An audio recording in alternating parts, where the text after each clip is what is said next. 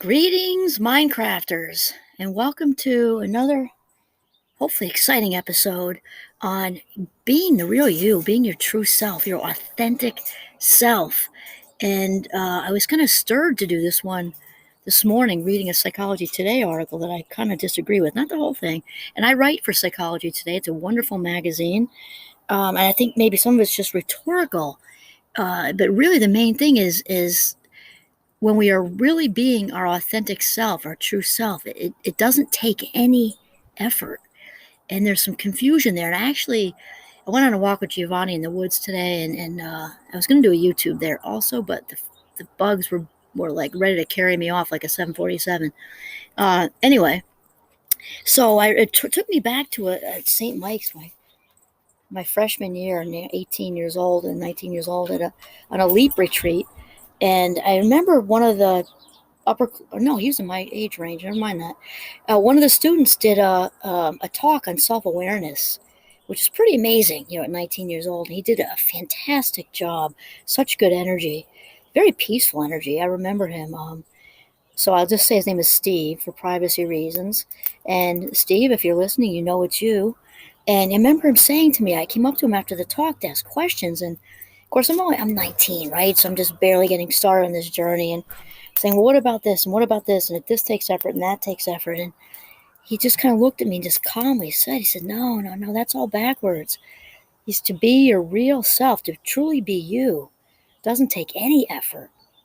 In fact, if you're finding it takes effort, you're not being you.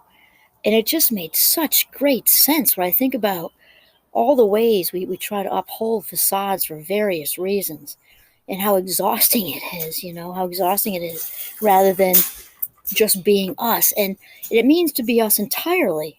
Sorry for that noise. Our daughter's putting the goats away. It means to be ourselves entirely. So just like I say to my young adult kids when they were little, of course, and even a little bit recently, and also my Minecraft students, that we've got both. We've got the shining star parts, and we've got the messy parts, right? And it's of utmost importance to acknowledge the messy parts. I'm a big accountability person for sure. Maybe it's that oldest child in me or something, I don't know, but very integrity based, taking accountability. So to acknowledge the messy parts, yet not to reside there, to acknowledge them and then shift out of that and to reside in our shining star parts. And the part about being our true self is to, we accept the whole package, the shiny star parts and the messy parts. And this is where we come into this place, this wonderful, healthy, authentic place of we are enough just as we are. Shiny star parts and messy parts. We are enough just exactly as we are. And here's a big clincher, okay? We kind of talked about it yesterday. Without doing anything. We at least here in the States have become gerbils on crack. And we've become human doings more than human beings. And in fact, this is coming into my head right now. I wrote a book years ago. I've written 3 actually, but this one was on early motherhood. And there's a big focus on getting is wonderful. Obviously, just such a fantastic place to be as a young mother, and it can become very easy to get wrapped up in being a human doing and just existing, and kind of forgetting that there is a self there to make just a tiny bit of time for. And there's not always, a lot as a new mother, of course, and we're so wrapped up in our little cherubs. And it's still important to still acknowledge that real true self. It's just so important because it can get lost very easily. And it's not just young motherhood. Our authentic self can get lost by the things the world tells us. Okay, so then the Psychology Today article, again, I write for them. It's a great magazine, and I agree with some of what Rob Henderson says here. And this is only my opinion, too, of one of, infinite opinions out there, right? He has the title of it is The True Self is the person you want others to believe you are. And I guess I think maybe it might be somewhat rhetorical because it seems like what he's really talking about is self-image, which is not the same as the true authentic self at all. And he he talks about, even when he says, when caught doing something they're ashamed of, people say things like, "That's not who I am," or "That wasn't really me," and they're implying that reputation damaging acts are reflective of their true self. I'm sorry, are not reflective of their true self. This doesn't mean they're lying. He says many people really believe their shameful acts are not reflective of who they are deep down, and no, of course they are. The behavior on the outside reflects. It doesn't mean we're an evil demon. We're just human, right? We're just human, and that stems from a messy place. It still is part of our, true, authentic self, no question. And he says, Rob Henderson says, tying the rewarding sense of authenticity to reputation makes sense. And then he just talks about, as Baumeister explains, if the main purpose of the self is to integrate the animal body into the social system, parentheses, so it can survive and reproduce, then cultivating a good reputation is a paramount concern. And when one succeeds, even momentarily, there will be a welcome feeling of, that's me. And again, I think this is self-image, because the authentic self doesn't need to prove anything to anybody. We're all divine creatures, and I guess for me, the authentic self is just come is the divinity within us. And it's not about ego. When he's talking about reputation here, to me, the authentic self is free of ego, free of ego.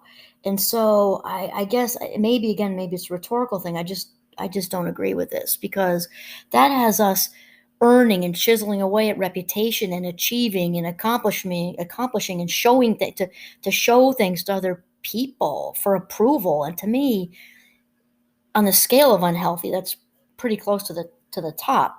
Now, it doesn't mean, obviously, out in the business world, in the academic world, and the whatever professional world, and we certainly want to have a good reputation. Obviously, you want to have a good reputation. I just see that as more involving, um, certainly the authentic self, striving for our passion, definitely, and then all the other stuff like social intelligence and emotional intelligence, and knowing how to label feelings and when not to say something in a conversation because it may not go well. And being able to not only label our feelings but have an idea of how someone else might be feeling. We're saying that because the only way we really know is to ask them. And that's when the social intelligence piece would come into play, with maybe I shouldn't say something that could be hurtful. That to me, that's where all this is going. The authentic self just should not take any effort. I don't like to use the word should. In this case, it kind of fits, though. It just, and we know we're not being ourselves, again, when we are kind of getting tired, drained, exhausted being so. And I think of an example. I think of Chaz Bono. Used to be Chastity Bono, and it has to be about 20 years ago at this point. When he came out, Sonny and Cher's, um, now son, right? And I can only imagine how exhausting it had to be for him to not be his authentic self, and how much effort that had to take every day. And not that that would be easy now in 2021. I certainly don't mean that disclaimer.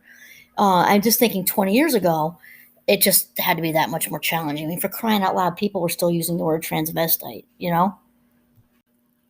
and then Rob, he kind of continues with the "that's me" thing, and then he continues here. He said, and as evolutionary psychologist Jeffrey Miller has noted, of course, evolutionary psychology, of course, just in case there's anyone who is unfamiliar with this, it's the blend of genes and behavior and environment all together, right? So, as evolutionary psychologist Jeffrey Miller has noted, behaviors do not rise just because they happen to feel good. Feeling good evolved to motivate the behavior, which likely has some evolutionary payoff. Well, of course it does.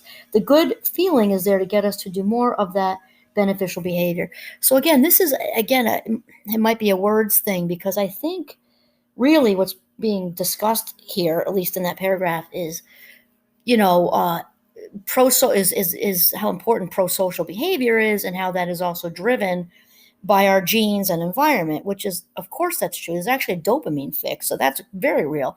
Every time we hold the door open for somebody who's maybe expecting a baby, maybe in the ninth month, and and she's trying to carry groceries, or somebody's older, or we just hold the door open because we're right there for somebody's totally able to, whatever. It's still a nice thing to do.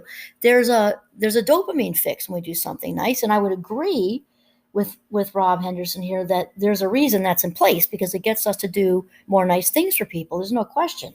I just don't think that has to do, and that certainly can feed the authentic self, because it's nice to do nice things for people, but I really think that's more about en- engaging in pro-social behavior and being prompted to by genetics. And that's, again, I completely agree with that. And again, the reputation part is more ego driven, even though it's necessary out in the world. Yeah, but I'm not seeing what it has to do with the authentic self. And then he goes on to say that indeed there's empirical evidence that people feel more authentic when they behave in an extroverted, agreeable, conscientious, emotionally stable, and intellectual manner. Oh, I really don't agree with this, especially if you're an introvert, because if you're an introvert behaving in an extroverted manner, you're not being authentic. And it doesn't mean there aren't times and places to do it, such as in the business world. And if you've ever read Susan Cain's book Quiet, it was a New York Times best-selling list for a really long time, and it should have been because she did what I think is a fabulous job of getting introverts on the map in this country, because it is obviously, whether we're collectivist or individualistic societies, is going introversion and extroversion are valued differently. And currently in the United States, at least in the business world, without a doubt, extroverts are more valued. Extroverted behavior, it's about sales and what people attribute being outgoing with that, even though introversion and extroversion as a spectrum is about how you recharge your batteries. It isn't really about outgoing. However, introvert or extroverts tend to be more outgoing, and so and there's research on this that introverts in the states have actually made things up, fudged the Myers Briggs personality inventory just to get into Harvard Business School, and she's got all that stuff in there. That's because of the bias towards extroverts in the states. And so this right here isn't true either. Yes, the introvert is capable, smart and capable of realizing, wow, I'm going to have to put on a little show here, and not even put it on a show like they're trying to be fake. I don't mean that. I mean they're trying to adapt. That's really a better word, because that's a survival thing. If they're really interested in business and trying to adapt, um, then they're going to have to show some extroverted traits. And a prime example, and our son, our youngest son, I remember him going, and he's wonderfully authentic. I remember him as a junior in high school when he was getting ready to look at business. He really wanted to go into business in college. He was researching business programs, and poor kid has a have to listen to all this psychology all the time. He was very aware of personality traits and the Myers Briggs personality inventory, and the school was going to make him take it. I forget, it was a college program. Anyway, he was being forced by somebody to take it. It might have been the college he was trying to apply to. And he said, "What do I do, Mom? If I'm honest," he's a card carrying introvert. Card carrying introvert. He knows that about himself. We talked about it since he was like 5. I explained it to him, because introverts need a different type of nurturing. So we talked about the level of stimulation that works for him, and obviously in a 5-year-old way. We didn't jump right into that at 5, but as you turn into a teenager, we did. And how it's okay to say no to things. Go out and be social that one night. If you want to not do that the next night, it's okay. It's okay. And our family's huge. We're like big fat Greek wedding, only the Irish version. If and he loves them and they love him, and if he kind of does most of the night, with the laughing and the Trivial Pursuit and all that stuff, and at a certain point he's done, as long as he politely excuses himself, it's okay to go down in your room and bunker in with a book, or plug into, a Red Sox game or whatever. So we had that talk. So anyway, in high school, he said, "What do I do? What do I do? If I'm honest on this test, I'll come out very introverted. If I fudge it, which I know I could do because I know how it works, I know what the questions are asking, then I'm not being honest." And we did not raise our children to lie. And it ended up all working out. He ended up at St. Mike's in business. He was not dishonest. He ended up in St. Mike's in business and graduated, and now he's very, very successful with New York life. And he still knows how to dial it down when he has to. He likes the sales, and he knows how to dial it down. Once he does a big talk in front of lots of people, instead of going out in DECA when he was the president, instead of going out with the students, he would just say, "No, thanks. I'm going to watch a Red Sox game on my own," kind of thing. I was just very proud of all five of our kids, and I'm so proud of him that he was able to navigate his introversion at such a young age. The self awareness was just amazing, and we need that. So here's it. So very authentic at 17, 18, 19 years old. Now 26 and very authentic. And but to be something, to try to put out there that we're something we're not, to try to be something we're not, to try to be extroverted when we're not, or introverted when we're not, or trying to be, you know, identifying as a female when, for Chaz, when he really felt like obviously, stuck in his body and needed to identify as male. That's all of that's exhausting. All of that's exhausting. And then he also goes on to say, he said, wait a minute, put differently, people seem to feel more authentic when they are doing things society values. Another one I don't agree with, and here's a whole different example. There are things people have issues with, especially in different parts of the country, and people sadly don't always embrace their differences right away because they're perceived to not be valued or accepted or okay, even though that's somebody's authentic path. And again, exhausting. I'm thinking of another one. My best friend from growing up is oh my gosh, she's one of the best people God has ever created, kind and just caring and other oriented, empathetic, and very creative. She's an artist, and she's inked up from the neck down. She's got tattoos everywhere, and she's my age, right? Well, almost. She's a couple weeks. Fabulous 56. Tattoos from the neck down on a 55 and 9/10 woman are not always valued. And you know what? I don't know that I know anyone more authentic. I know a lot of good people. She is up there in my top 10 with most authentic, self-aware, in the groove people. She knows who she is, loves who she is, and accepts who she is. So I'm finding myself just disagreeing a lot of this stuff because um I don't know that, again, the inked up thing from the neck down would be accepted by everyone, right? But she's doing her thing. She's doing her thing. And so, just to bring it back around, I kind of, again, this is just my opinion, and it's possible I could be, misunderstanding this a little bit. 'Cause I find myself getting a little irritated too, because the authentic self isn't for anybody else to judge. It doesn't have to do with conforming with social values. The pro-social behavior thing, I'm a big fan. My license plates are pay it forward. And does that feed my own authenticity? Absolutely, because I am very, very passionate about doing, no matter how small my ability to make a difference in this world is. I'm very, a great grain of sand on the beach type of thing. I'm very passionate about it. I'm big on paying it forward, even if it's paying for the toll for the person behind me. And does that feed my passion? Yes. Does conforming with all kinds of things? No, not necessarily. Okay, and then there's one thing I kind of do agree with. He talks about this relationship researcher, Eli Finkel, who talks about the Michelangelo phenomenon. Big fan. The Sistine Chapel is beautiful, though I have to tell you, I thought it'd be a little bigger. Very beautiful, though. And he says, in Michelangelo's mind, Finkel writes, the David existed within the rock before sculpting began. I love that. Because we think of ourselves as divine beings, metaphorically with David, who is beautiful. Wow. That we are divine energy walking around in skin. So, if you think of it metaphorically, with David already in the marble or stone or whatever that was carved out of, yes, I love that. And then the archaeological dig happened. So, so it does not take effort. It does not take any effort for us to just be who we are, the human being, not human doing. And then the archaeological dig thing comes in when we just, by kind of chiseling away at the stuff that's happened in our lives, chiseling away at why we think the way we do, feel how we do, behave the way we do, in that order. That's just the fun part. That's how we develop, an even deeper love affair with the divine, true, authentic self we are.